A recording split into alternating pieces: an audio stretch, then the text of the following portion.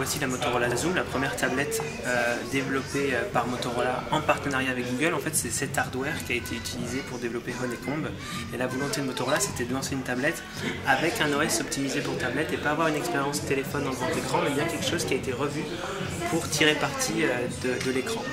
Donc en ce qui concerne l'hardware, on est sur un écran 10 pouces. On est sur un processeur dual-core 2 x 1 Go. On a une caméra 5 mégapixels à l'arrière qui va prendre de la vidéo en 720p et une caméra 2 mégapixels à l'avant pour faire tout ce qui est chat vidéo. Google ensuite a retravaillé l'interface Android pour tirer parti en fait de la taille d'écran. Donc toutes les applications Google et les services Google type mail sont sur un jeu de multi-écran qui va permettre d'afficher plusieurs informations directement sur l'écran. Tout ce qui est le multimédia également va jouer sur des effets 3D dans l'interface, va permettre de jouer de la vidéo HD en 1080, mais de sortir également cette vidéo sur un écran HDMI via la sortie HDMI de la tablette.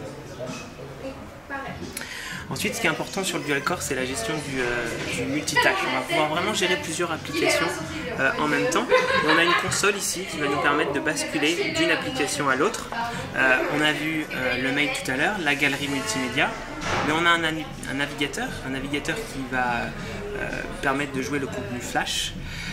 Et ce navigateur a été revu afin de pouvoir avoir un jeu de multi-fenêtres aussi, avec des petits tabs, des petits onglets qui me permettent de naviguer dans les différents sites.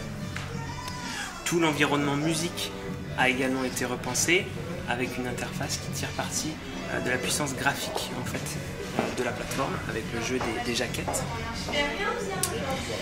Et enfin, en ce qui concerne les widgets, Google a repensé ces widgets avec des widgets qui sont complètement dynamiques. Vous avez ici le widget YouTube. Et l'application YouTube est particulièrement bien développée par Google, joue complètement sur cet effet 3D, sur la puissance graphique, pour avoir un effet un peu immersif. On a vraiment cette vue avec toutes les vidéos qui nous permettent facilement de naviguer dedans. Donc voilà, l'idée derrière cette tablette, c'était vraiment de préparer une tablette avec un OS dédié pour les tablettes. Deux versions, une version Wi-Fi 32 Go qui est lancée d'ores et déjà sur le marché français, une version Wi-Fi et 3G toujours en 32 Go qui sera lancée mi-mai sur le marché français.